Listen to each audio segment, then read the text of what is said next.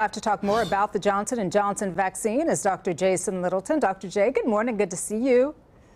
Good morning. How are you, Danielle? I'm doing good, thanks. Listen, in her report earlier in the morning, Jessica talked about how you had the Pfizer 2-dose and the J&J 1-dose, and the 2-dose was far outweighing how many people were getting that as opposed to the 1-dose. Why do you think that is?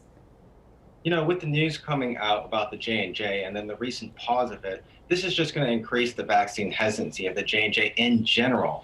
Now, the main demographic in question here is women under 50. And that's the concern because we know when we've done our research here that the CDC found approximately 12 out of 8 million women who were affected with this central venous sinus thrombosis. And that's a concern. So women under 50, if you fall in that category, you may want to consider getting the Pfizer or the Moderna. But if you're out of that demographic, then the J&J may be something that you can consider. But I think it's something that we still have to have caution. This is still investigational, and we have to see how this goes forward and how it plays out for women who do fall in that demographic, who do continue to get this type of shot.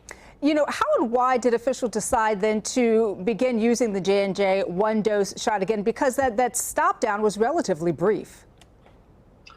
You know, they felt that this was a very insignificant adverse effect. And, you know, they felt that in general, that all they needed to do as far as the FDA was label the signs and side effects for this. But I think they should have taken a step further and really put a targeted warning that women under 50 should consider the signs and the adverse effects of what has been seen already as far as the central venous sinus thrombosis. And this will give people an opportunity to even consider more getting the mRNA vaccines with the Pfizer or the Moderna. I really think this is really important. In my practice, this is something that I'm really going to, really advise my patients who are women under 50 to really consider the alternative instead of the J&J. So I think this is something that is very clear and present that we really have to consider.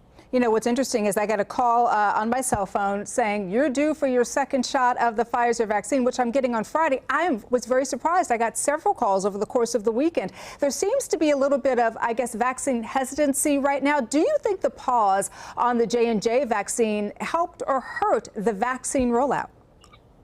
Definitely. I think it did. And I think, you know, people who are even getting the mRNA, Pfizer, or Moderna are saying, you know, listen, I want to lower my risk of any type of adverse effect. I got one shot. I may not get the second shot, because with that first shot, they do know that there's a sense of immunity that you do receive from that first shot. And I think a lot of people are just choosing that option on their own.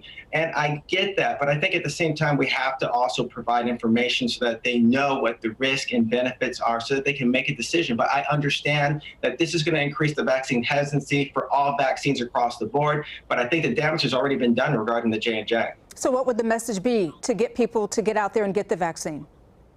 Well, again, the message has always been to always give people the risk and benefits and allow them to assess their background demographics as far as the past medical history and to make a decision. I know that, you know, there are people out there who will certainly push the vaccine and say, hey, we need, you know, the benefits outweigh the risk and we need to just go ahead and get it and get it and get it. But I've always taken the approach that you have to tell people what the signs and symptoms are, the risk and benefits, and so that they can make an educated decision. Dr. Jason Littleton, great information. Thanks so much for joining us as always. Thank you so much, Danielle. My pleasure. Jane